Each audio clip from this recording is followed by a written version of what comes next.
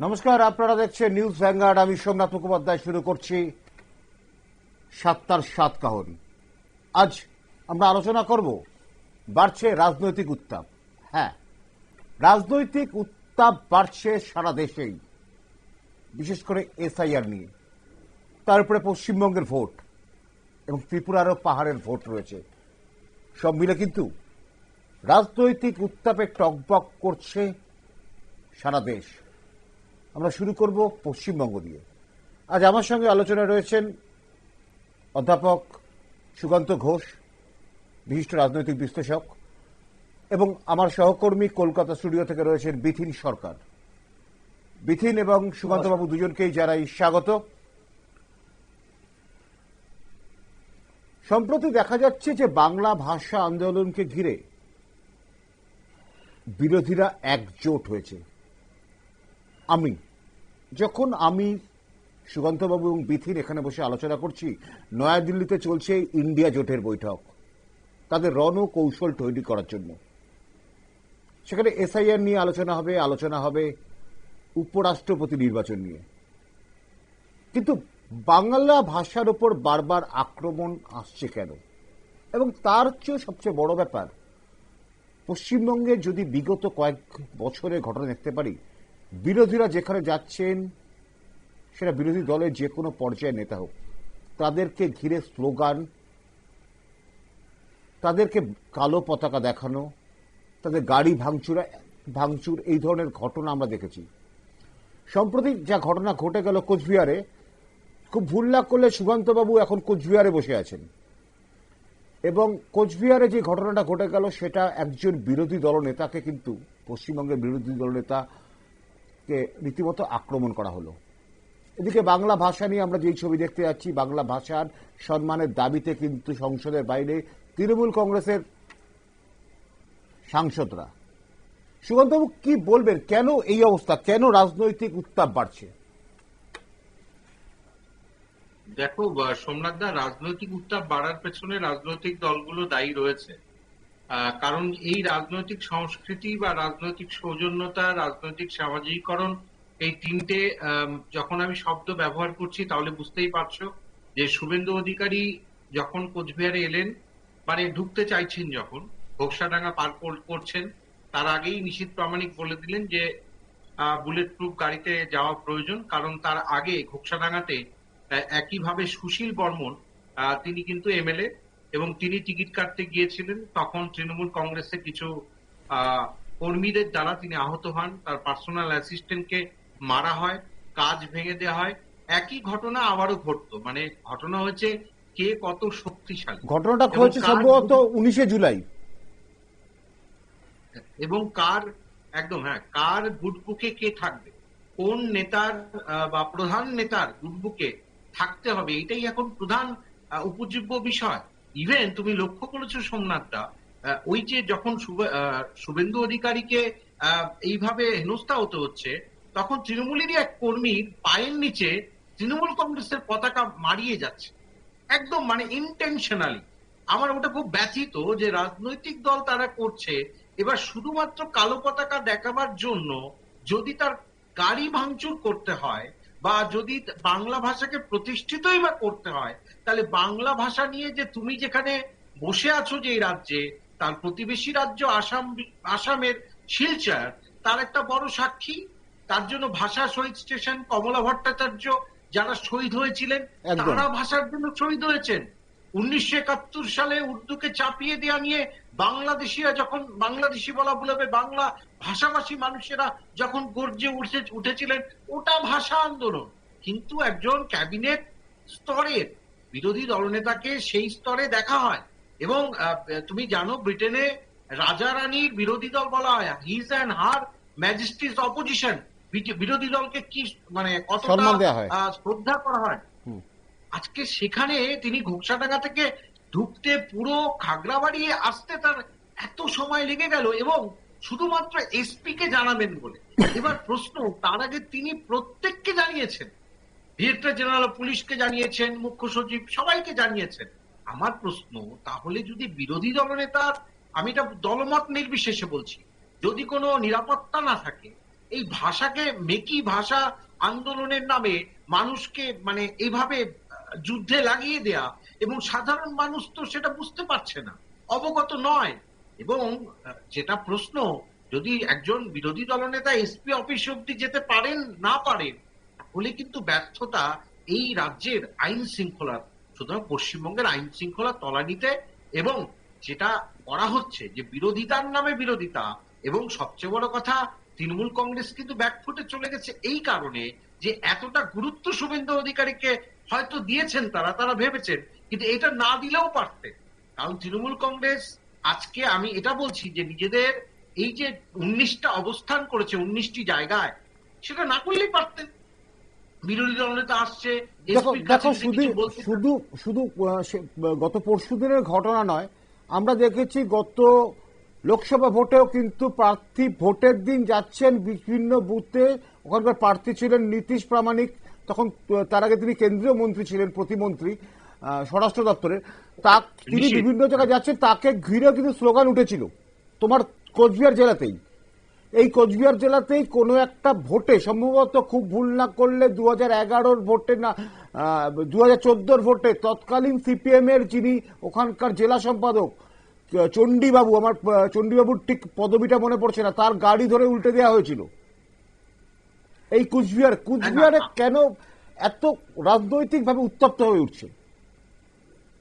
দেখো সোমনাথদা, কোচবিহারের যে মানে কি বলবো, তোমার ভৌগোলিক জনবিন্যাস বা জনবিন্যাস পরিবর্তন কিন্তু খুব র্যাপিডলি হচ্ছে, এবং বিগত নির্বাচনগুলোতে থেকে এখন কিন্তু ভোটারদের সংখ্যা 26 থেকে 27% বৃদ্ধি পেয়েছে কোচবিহার জেলায়।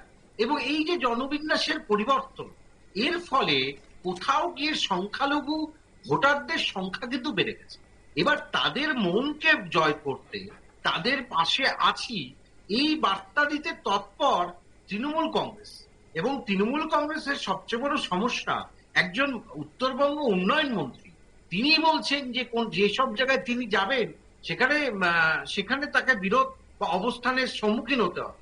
তাহলে এটা যদি সম্মুখ সমর হয় যে একজন বিরোধী দল নেতাকে আটকে দিয়ে, এই তুমি যেটা বলছো এটা নতুন নয়, কারণ নিশীথ প্রামাণিকের যখন উত্থান হয় সেটাও আমরা জানি। নিশীথ প্রামাণিক এই কোচবিহারে কতটা তার মানে কি বলবো প্রিয়তা মানে আছে, সেই জনপ্রিয়তাটা কিন্তু তার মাসেল পাওয়ার আর মানি পাওয়ার, সোমনাথদা বলতে কোনো দ্বিধা নেই। মানে যে ধরনের রাজনীতির আমদানি নিশীথ প্রামাণিক করেছেন, সেটা কিন্তু উত্তরপ্রদেশ, বিহারে সেই রাজনীতি আমরা দেখতে পাই।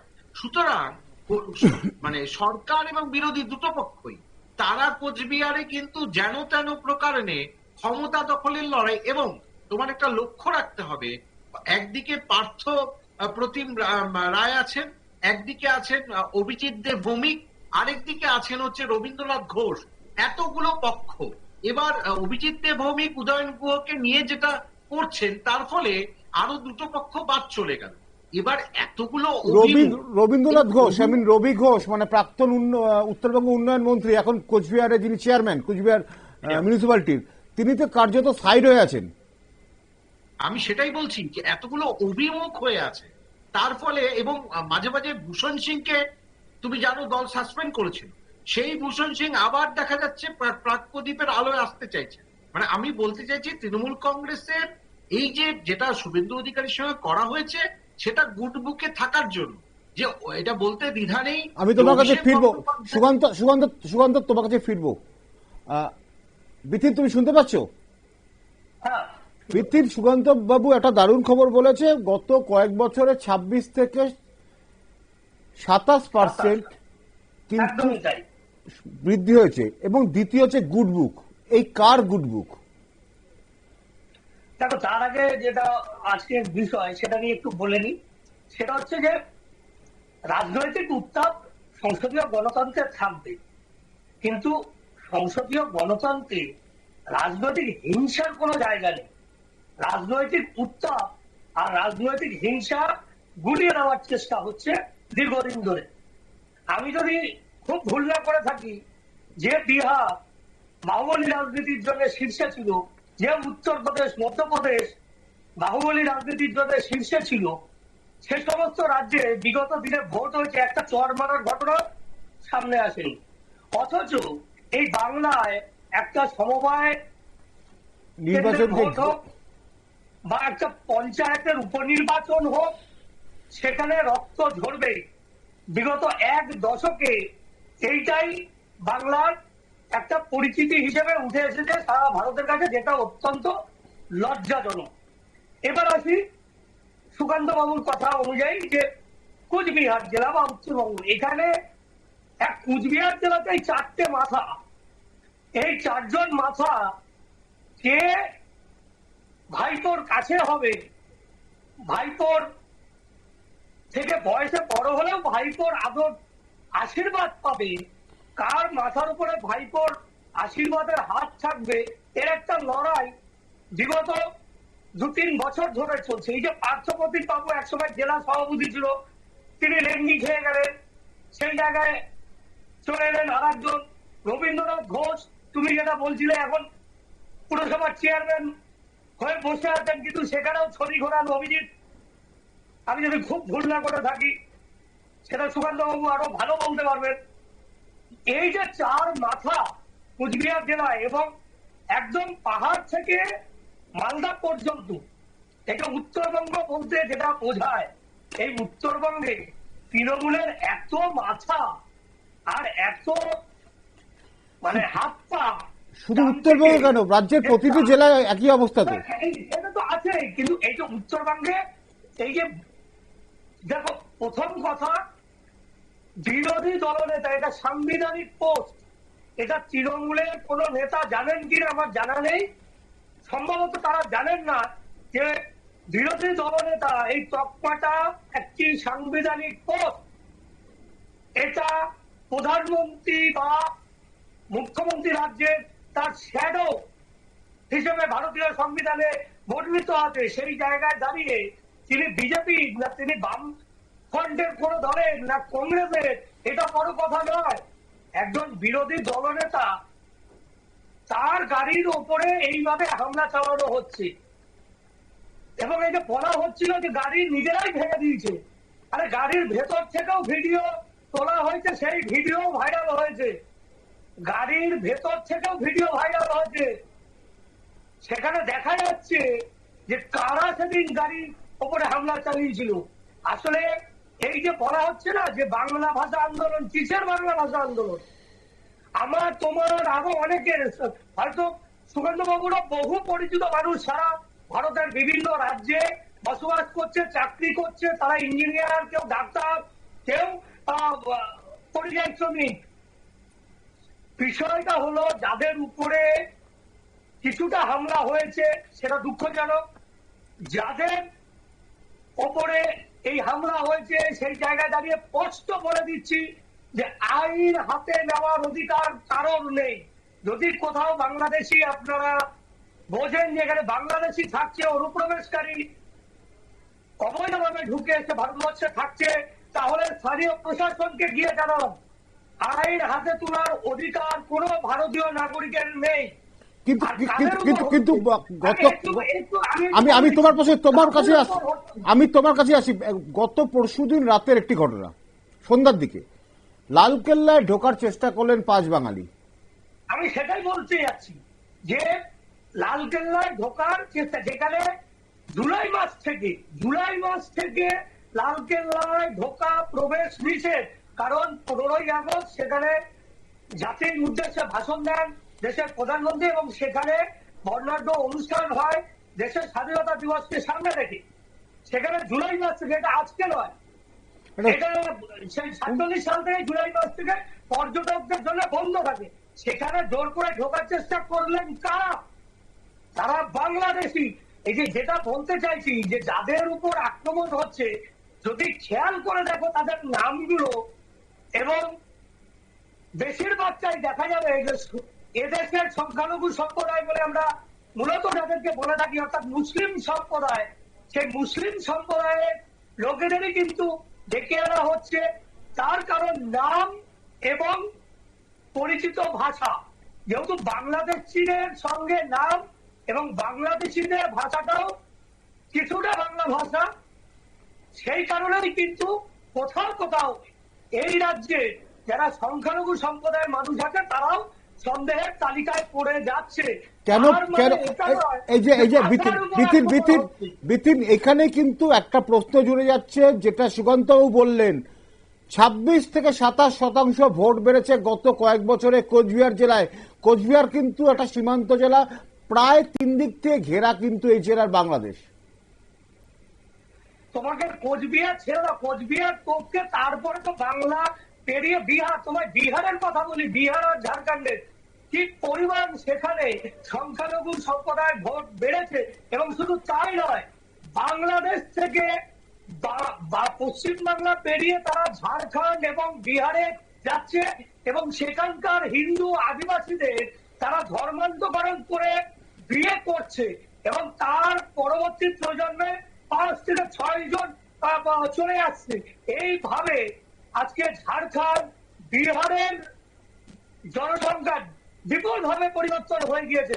আর সেখানে বাংলার সীমান্তবর্তী এলাকা, সেখানে শুধু কোচবিহার নয়, নদিয়া, মুর্শিদাবাদ, মালদা, উত্তর 24 পরগনার একটা বিস্তীর্ণ অঞ্চল, দক্ষিণ 24 পরগনার একটা বিস্তীর্ণ অঞ্চল, মানে বহুল অংশে সংখ্যালঘু ভোটারের নাম এবং সংখ্যালঘু ভোটারের সংখ্যা বিপুল পরিমাণে বৃদ্ধি পেয়েছে, কোথাও 30% ওপরে, যেটা তার যদি শিকড় খুঁজতে যাওয়া যায় তাহলে দেখা যাবে সেখানেও এই অবৈধ ভাবে অনুপ্রবেশকারীদের একটা বড় অংশ ভাষা বেঁধে। তাহলে এই সংখ্যালঘু ভোট বৃদ্ধি এবং অনুপ্রবেশ, সুকান্তবাবু শুনতে পাচ্ছেন?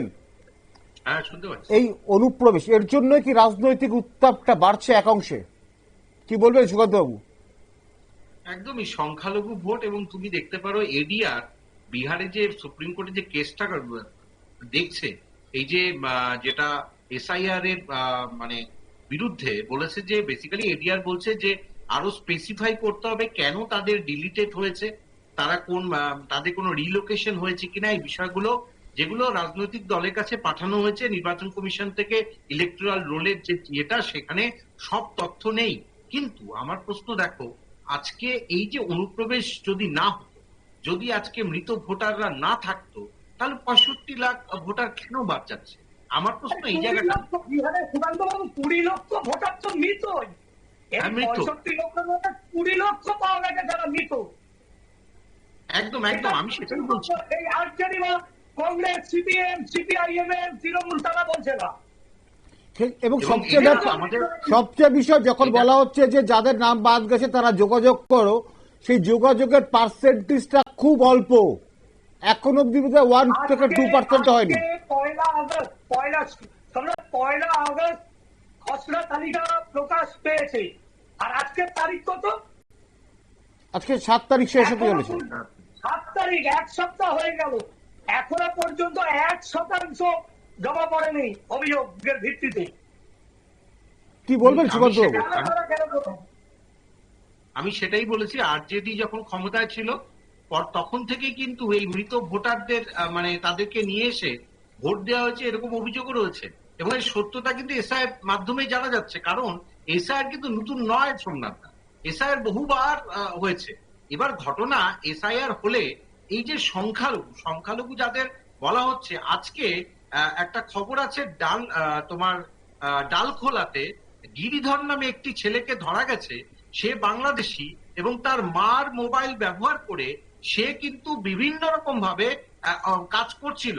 সুতরাং এই যে গিরিধর বা উত্তরবঙ্গ বিশ্ববিদ্যালয়ের শান্ত ভৌমিক, যিনি মাস কমিউনিকেশন ডিপার্টমেন্টের অতিথি অধ্যাপক, সে বাংলাদেশি। এদের ঘরে ভর্তি আধার কার্ড পাওয়া গিয়েছে এবং আধার পাওয়া গিয়েছে, বস্তায় বস্তায় পাওয়া গিয়েছে। যেমন গতকালকার একটা ঘটনা বলছি, গতকাল মানে এটা ঘটনাটা ঘটেছে হচ্ছে মঙ্গলবার ভোর মানে গভীর রাতে নৈহাটির একটি ছেলেকে অ্যারেস্ট করেছে বিশেষ গুন্ডা দমন শাখা বা বিশেষ টিম। ছেলেটি কিন্তু নকল আধার কার্ড তৈরি করতে এক্সপার্ট। এবং এদেরকে ধরছে কিন্তু লালবাজার বা পশ্চিমবঙ্গের বিশেষ তদন্তকারী সংস্থা যে গঠিত হচ্ছে তারাই ধরছে। আবার সেই প্রশাসন নিয়ে শীর্ষ স্তর থেকে বলা হচ্ছে এসআইআর মানবো না, এসআইআর করতে দেবো না। একটা যুদ্ধ ঘোষণা করা হচ্ছে একটি মানে স্বশাসিত সংস্থার বিরুদ্ধে। আর এই যে বারবার মঞ্চ থেকে বলা হচ্ছে না যে নির্বাচন কমিশন ভোট গণনার যেদিন দিনক্ষণ ঘোষণা হয় তারপর থেকে নাকি নির্বাচন কমিশনের নেতৃত্বে চলে যায় প্রশাসন, তার আগে নির্বাচন 324 ধারা না জেনে অথবা 324 ধারা সম্পর্কে জেনে শুনে অহেতুক সাধারণ মানুষকে ভুল বোঝানোর চেষ্টা হচ্ছে একদম শীর্ষ স্তর থেকে। 324 ধারায় পরিষ্কার যা বলা আছে সেই ভাষায় আজকে জাতীয় নির্বাচন কমিশন জানিয়ে দিয়েছে যে যে কোনো মুহূর্তে যে কোনো দিন ভোটার তালিকা সংশোধনের কাজ নির্বাচন কমিশন করতে পারে, এবং সেটা করতে গিয়ে যদি কোথাও ভুল ত্রুটি ধরা পড়ে তাহলে নির্বাচন কমিশন সেই গাফিলতির সাথে যুক্ত সরকারি আধিকারিক বা সরকারি কর্মচারীর বিরুদ্ধে ব্যবস্থা গ্রহণ করতে পারে। কিন্তু একটা কথা সুকান্ত বিতিন, আমি দুজনকে একটা কথা বলতে যাচ্ছি। সুকান্ত এবং বিতিন এবং সুকান্ত বাবু দুজনকে একটা কথা বলতে চাইছি, দুজনই শুনতে পাচ্ছ তোমরা, যে আজকে বিজেপি নেতা, পশ্চিমবঙ্গের বিজেপি নেতা সজল ঘোষ একটা কথা বলেছেন। পশ্চিমবঙ্গের মুখ্যমন্ত্রী অর্থাৎ তৃণমূল সুপ্রিমো, তৃণমূল নেত্রী মমতা বন্দ্যোপাধ্যায় বলেছেন যে এসআইআর পশ্চিমবঙ্গে হতে দেবেন না, কিন্তু 5ই জুন 2026 মধ্যে পশ্চিমবঙ্গে ভোট করাতে হবে। কিন্তু তার মধ্যে তিনি যদি ভোট না বাধা দেন সেক্ষেত্রে এসআইআর না হলে পশ্চিমবঙ্গে রাষ্ট্রপতি শাসন জারি করা ছাড়া কোনো উপায় থাকবে না। কি বলবে সুকান্ত বাবু? সোমনাথ দা, আমার খুব হাসি পায় মানে যখন তখন বিজেপিরা এই রাষ্ট্রপতি শাসন বলে, কিন্তু আমি দেখতে পাই যে দেখো এটা তো গভর্নরের কাছে রিপোর্টটা, এরকম রিপোর্ট পেতে হবে রাষ্ট্রপতিকে এমনও কথা নেই, কিন্তু আরো অনেকগুলো রয়েছে, অভ্যন্তরীণ বিশৃঙ্খলা সৃষ্টি হয়েছে কিনা, শান্তি শৃঙ্খলা বিঘ্নিত হয়েছে কিনা, সেই রিপোর্ট যদি রাজ্যপাল সঠিকভাবে রাষ্ট্রপতিকে না দেয়, তোমাকে মানে হঠাৎ 356 জারি হয়ে যাবে মগের মূল্য। এগুলো নেতারা বলবে, কনস্টিটিউশন জানতে হবে, এবং আদৌ যদি তারা রাষ্ট্রপতি শাসন করে তাহলে বিজেপি ব্যাকফুটে যেতে পারে। সোমনাথদা, কেন বলছি, রাষ্ট্রপতি শাসন মানে কিন্তু মানুষের মধ্যে ভয় কাজ করবে, মানুষের মধ্যে ভয় কাজ করবে, এটা বোধহয় বিজেপি করতে চাইবে না। সুতরাং তুমি যতই বলে এই মানে একটা কেন্দ্রে গেলে একরকম রাজনীতি, রাজ্যে এক ধরনের রাজনীতি, মানে একটা বিচিত্র রাজনীতি, মানে এই নিয়ে থিসিস লেখা যাবে। নতুন রাজনীতির যে তথ্যগুলো আমরা পাচ্ছি বেশ মজা, যে আমি রাষ্ট্রপতি শাসন জারি করে দেবো বলে দিল, কিন্তু এরা তো বলে খালাস, কিন্তু এর নিয়মগুলো এবং রাষ্ট্রপতি শাসন জারি হওয়ার যদি এটা হয় যে মুখ্যমন্ত্রী নির্বাচন কমিশন ঘেরাও করে, তবে গণতন্ত্রের ক্ষেত্রে লজ্জার দিন, কালো দিন। কারণ একটা স্বশাসিত সংস্থাকে কেউ ঘেরাও করছে, এটা বিশ্বের ইতিহাসে লেখা থাকবে। এবং নির্বাচন কমিশন যাদেরকে সাসপেন্ড করেছে, মুখ্য সচিব কাছে চিঠি পাঠানো হয়েছে, তারপরেও এটা অদ্ভুত, মুখ্যমন্ত্রী বলছেন আমি দেখে নেব, আপনারা কোনো তথ্য দেবেন না। এটা কি মানে মামা বাড়ি নাকি? আমি বুঝি না, সংবিধান কি এরা পড়ে না বা সংবিধানের কথা মানে না, না বুঝতে চায় না? তাহলে নিজেরা সংবিধান যদি মানতেই না পারে, যে আসলে কি যে বিধানসভা ভাঙচুর করেছিল তার থেকে তুমি সংবিধান বুঝতে বা জানতে চাইতে পারো না সোমনাথদা? তবে আজকে একটা, হ্যাঁ বিতিন কি বলছিলেন? একদমই সঠিক কথা।